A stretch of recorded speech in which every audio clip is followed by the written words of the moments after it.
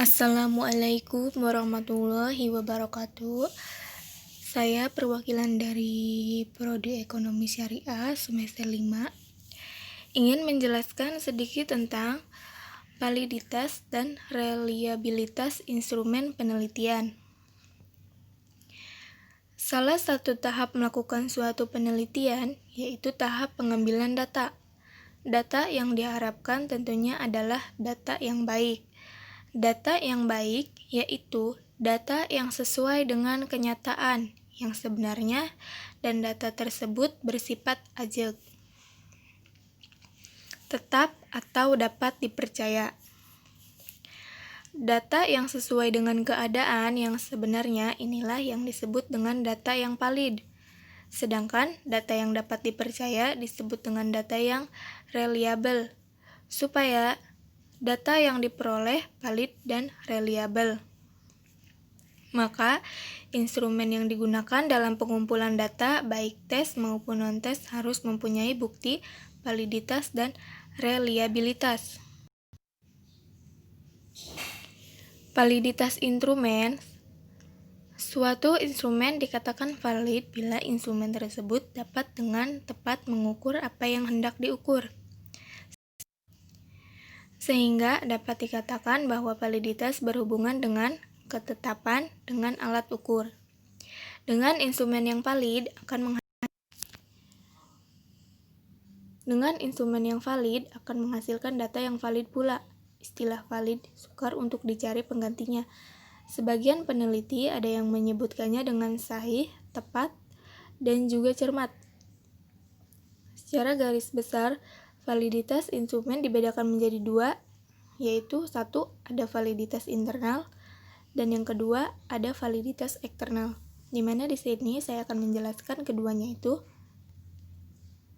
Nah, yang dimaksud dengan validitas internal yang berkaitan dengan kriteria yang berasal dari dalam suatu instrumen penelitian, seperti tampilan instrumen, isi dan juga kemampuan instrumen dalam mengukur.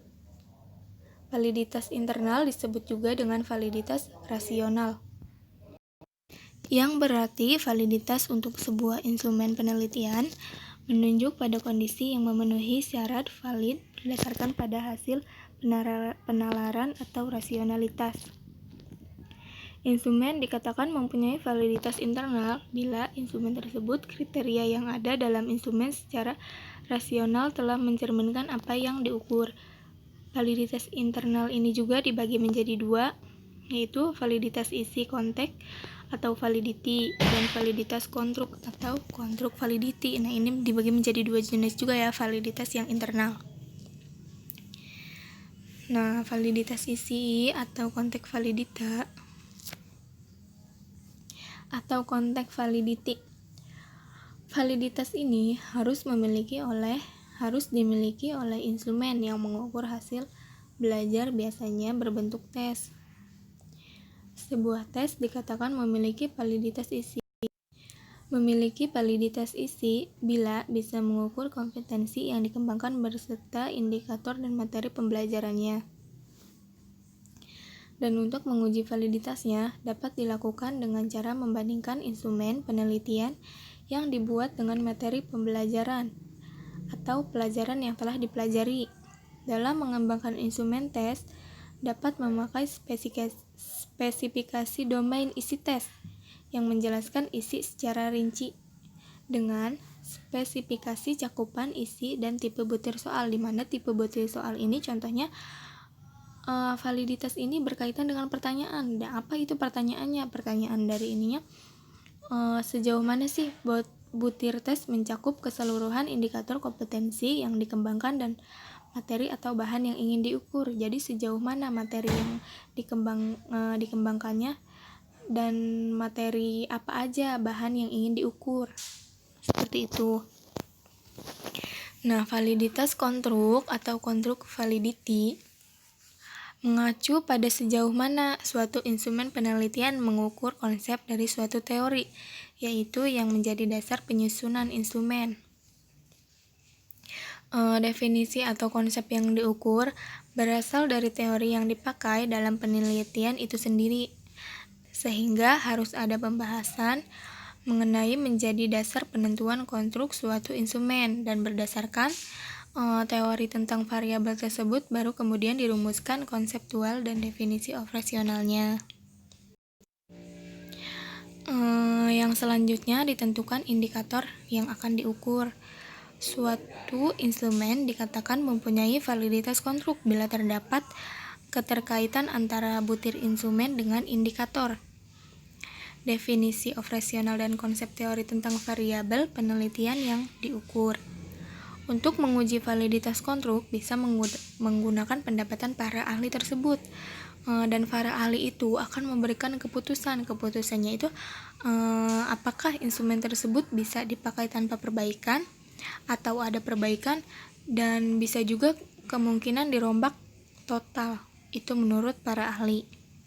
Nah, para ahli ini jumlah tenaga ahli yang dibutuhkan minimal 3 orang, dan biasanya mereka telah bergelar doktor sesuai dengan ruang lingkup yang teliti, memiliki ruang lingkup yang teliti. Nah, selanjutnya ada validitas eksternal, di mana tadi internal dan di sini ada validitas eksternal. Validitas eksternal atau external validity dikenal juga validitas empiris atau empirical validity. Pada validitas eksternal berdasarkan pada kriteria yang ada dari luar instrumen, yaitu berdasarkan pada fakta empiris atau pengalamannya. Kriterian yang dipakai sebagai pembanding instrumen yaitu sesuai yang sudah tersedia dan sesuatu yang masih belum tersedia akan tetapi terjadi di waktu yang akan datang. Instrumen yang sesuai dengan kriteria yang sudah ada dikenal dengan validi. Jadi instrumen yang sesuai dengan kriterianya itu yang sudah dikenal dengan validitas dinamakan validitas kesejajaran. Sedangkan instrumen yang sesuai dengan kriteria yang diprediksi akan terjadi disebut dengan validitas prediksi atau predictive validity. Nah, itu validitas eksternal juga dibagi menjadi 2, ada validitas kesejajaran dan validitas prediksi. Nah, validitas kesejajaran, suatu instrumen dikatakan mempunyai validitas kesejajaran bisa hasilnya sesuai dengan kriteria yang sudah ada, yang mana mempunyai kesejajaran dengan kriteria yang sudah ada. Nah, kriteria yang sudah ada dapat berupa instrumen lain yang mengukur hal yang sama dan sudah diakui validitasnya. Misalnya, validitas yang sudah ada ini berupa instrumen lain yang mengukur hal yang sama dan sudah diakui validitasnya. Misalnya ini berupa tes standar. Akan tetapi juga dapat dibandingkan dengan catatan yang ada di lapangan, catatan-catatan yang ada di lapangan. Dan validitas ini dapat digunakan untuk mengukur validitas instrumen baik tes maupun non-tes. Nah, itu penjelasan dari validitas kesejajaran. Selanjutnya, ada validitas prediksi atau predictive validity, di mana suatu instrumen dikatakan memiliki validitas prediksi bila instrumen penelitian tersebut memiliki kemampuan untuk memprediksi atau meramalkan apa yang akan terjadi pada masa yang akan datang mengenai hal yang sama. Misalnya, kita mau tes masuk perguruan tinggi, dan tes tersebut diperkirakan kita mampu meramalkan atas keberhasilan calon mahasiswa dalam mengikuti kuliah di masa yang akan datang, dan calon yang lolos diperkirakan akan mampu perkuliahan di masa yang akan datang, dan begitu juga sebaliknya. Nah, kita bisa memprediksi apakah mahasiswa ini mampu dalam mencapai keberhasilannya dalam perkuliahan tersebut. Nah, itu validitas ini umumnya digunakan untuk menguji validitas dari suatu instrumen dalam bentuk tes sebagai alat pembanding validitas prediksi adalah nilai yang diperoleh setelah peserta tes mengikuti perkuliahan di perguruan tinggi tersebut. Apabila ternyata siapa yang mempunyai nilai tes yang lebih tinggi atau gagal dalam ujian semester dibandingkan dengan yang dulu nilai tesnya rendah, maka instrumen tersebut tidak mempunyai validitas prediksi. Dia tidak mempunyai validitas.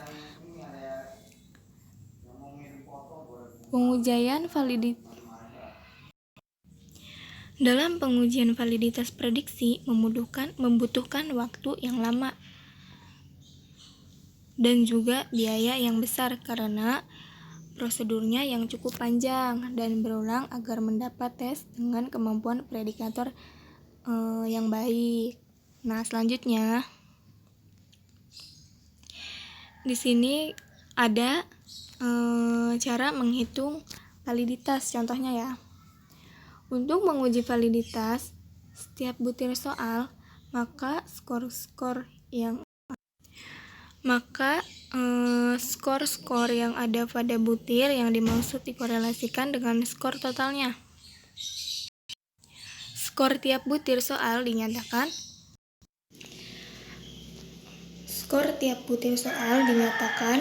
skor X dan skor total dinyatakan sebagai skor Y dengan diperolehnya indeks validitas setiap butir soal. Dapat diketahui butir-butir soal manakah yang memenuhi syarat dilihat dari indeks validitasnya. Hitung koefisien.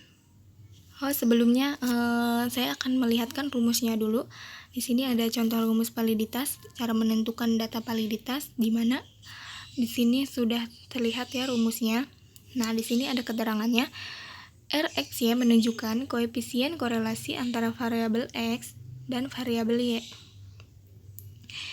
Xi menunjukkan nilai data ke Y untuk kelompok variabel X.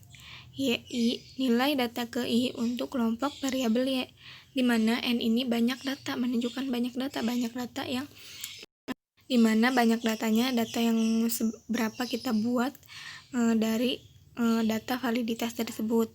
Nah, sesudah menentukan rumusnya, kita hitung koefisien validitas instrumen yang diuji atau R hitung yang nilainya sama dengan korelasi hasil langkah sebelumnya dan dikali koefisien validitas instrumen terstandar.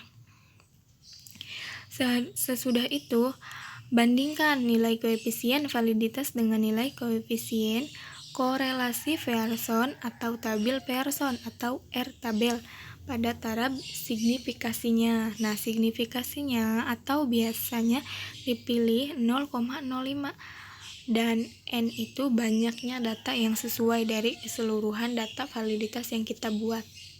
Seperti itu. Selanjutnya ada di mana tadi kita menjelaskan tentang validitas, sekarang kita menjelaskan tentang reliabilitas instrumen, di mana kata reliabilitas dalam bahasa Indonesia berasal dari bahasa Inggris, yaitu reliability, yang mana asalnya dari kata reliable yang mempunyai arti dapat dipercaya. Suatu instrumen tes dikatakan dapat dipercaya atau reliable bila memberikan hasil yang tetap atau yang ajeg atau konsisten bila diteskan berkali-kali. Misalnya, suatu tes yang sama diberikan kepada siswa dalam satu kelas pada waktu yang berlainan, maka setiap siswa akan tetap berada dalam urutan atau ranking yang sama atau ajeg dalam satu kelas tersebut. Ajeg itu kayaknya kayak ketetapan gitu ya, keseluruhan dalam satu kelas tersebut. Ajeg atau tetap tidak harus skornya selalu sama. Skor yang diperoleh dapat berubah, akan tetapi urutan dalam kelompoklah yang sama. Jika dikaitkan dengan validitas, maka validitas berhubungan dengan ketetapan, sedangkan reliabilitas berkaitan dengan ketetapan atau keajegan tersebut. Banyak sekali istilah yang menuju pada reliabilitas, misalnya seperti konsistensi, keajegan, ketetapan, kestabilan, dan juga keandalan. Instrumen yang reliable belum tentu valid. Contohnya nih ya, mistar yang fathah di ujungnya bila dipakai berulang akan selalu menghasilkan data yang sama atau data yang reliable, akan tetapi selalu saja tetap valid. Reliable instrumen merupakan syarat untuk pengujian validitas instrumen. Oleh karena itu, meskipun instrumen yang valid biasanya pasti reliable, tetapi pengujian reliabilitas instrumen tetap perlu dilakukan. Berdasarkan pada cara pengujian instrumen, maka reliabilitas instrumen dapat dibagi menjadi dua jenis, yaitu ada reliabilitas eksternal dan reliabilitas internal. Di mana di sini saya akan menjelaskan reliabilitas yang eksternal. Reliabilitas eksternal dapat dikatakan bila ukuran atau kriteria tingkat reliabilitasnya berada di luar instrumen yang bersangkutan.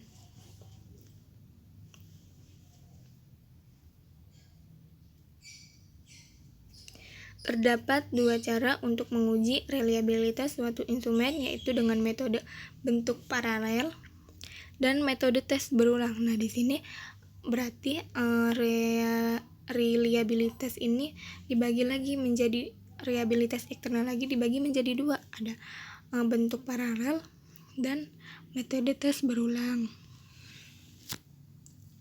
Nah, di sini metode bentuk paralel ini dilakukan dengan cara menyusun dua instrumen yang hampir sama atau ekuivalen. Selanjutnya, diuji cobakan pada sekelompok responden yang sama atau responden mengejedakkan dua kali. Kemudian, dari hasil uji coba tersebut dikorelasikan dengan teknik korelasi produk momen.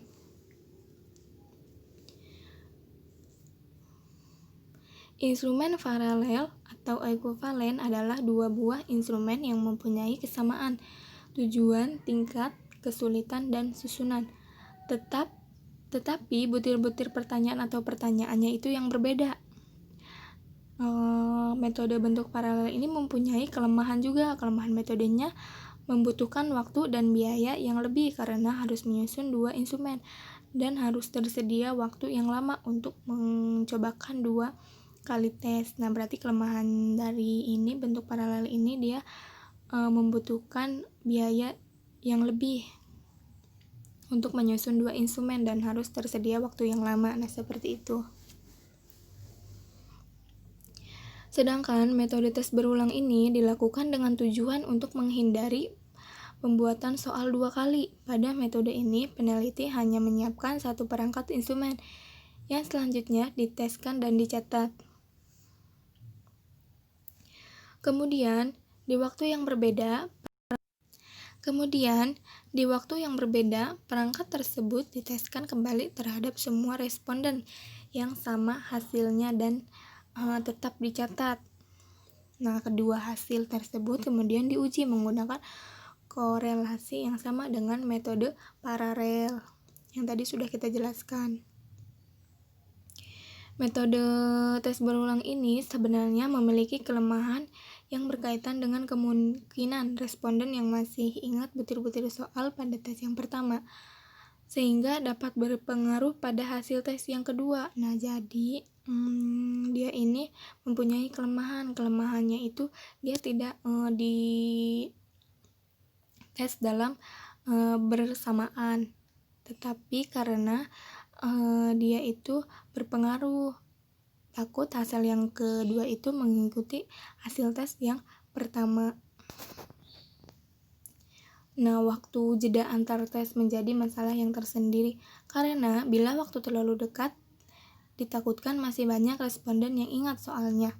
Namun, bila terlalu lama, kemungkinan kondisi responden sudah berubah, misalnya responden telah belajar lagi. Nah, ini penjelasan dari metode tes berulang. Reliabilitas internal. Di sini, reliabilitas jenis ini diperoleh dari menganalisis data dari satu kali pengumpulan data berdasarkan pada sistem pemberian skor atau scoring system. Instrumen ada dua metode analisis internal, yaitu instrumen skor diskrit dan instrumen skor non-diskrit. Nah, di sini juga dibagi menjadi dua. Instrumen skor diskrit merupakan instrumen yang skor jawaban atau responnya hanya 2, 1 dan 0 dengan kata lain benar dan salah. Untuk instrumen skor diskrit, tingkat reliabilitasnya dapat dicari dengan menggunakan metode berikut: metode belah dua atau split half metode, metode Flanagan. Rumusnya rumus KR20, rumus K strip R21 dan rumus Hoyt. Sedangkan instrumen skor non-diskrit merupakan instrumen pengukuran yang dalam sistem scoringnya bukan 1 dan 0, tetapi bersifat gradual, yaitu ada penjelasan skor mulai dari skor tertinggi sampai dengan skor terendah. Hal ini umumnya terdapat pada tes bentuk uraian dan pilihan ganda dan instrumen non-tes bentuk angket dengan skala Likert dan skala Lajuan atau ranting skala. Interval skor dapat mulai dari 1 sampai 4, 1 sampai 5 dan sebagainya. Untuk instrumen skor non-diskrit dapat dianalisis menggunakan rumus alfa.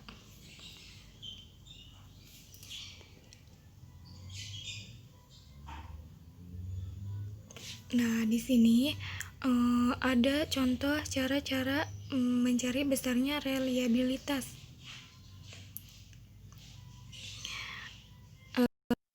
Contohnya, misalnya pendekatan tes tunggal.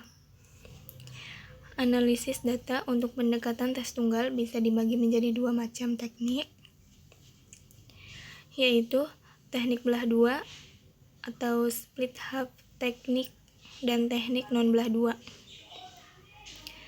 Teknik non belah dua, pakar yang mengemukakan teknik non belah dua adalah Kuder dan Richardson. Mereka berpendapat bahwa teknik non belah dua adalah Kuder dan Richardson. Di sini mereka berpendapat bahwa teknik belah dua kurang baik dalam mencari koefisien reliabilitas, sebab di samping itu dalam pelaksanaannya teknik belah dua sulit sekali memperoleh dua belahan yang setara satu sama lain. Untuk menghindari hal tersebut, Kuder dan Richardson mengemukakan cara untuk menghitung koefisien reliabilitas tanpa membelah tes menjadi dua bagian, tetapi membagi tes menurut banyaknya butir soal yang disajikan, yaitu dengan menganalisis masing-masing butir soal tersebut. Nah, rumus yang digunakan untuk menghitung koefisien reliabilitas tes tanpa membelah tes menjadi bagian adalah rumus KR20 dan KR21. Nah, di sini rumusnya ada rumus reliabilitas, rumus untuk menghitung koefisien reliabilitas tes tanpa membelah tes menjadi bagian. Nah, ini rumusnya. Rumusnya di sini bisa dilihat dan keterangannya juga ya. Mungkin cukup sekian dari penjelasan saya. Kurang lebihnya mohon maaf. Assalamualaikum warahmatullahi wabarakatuh.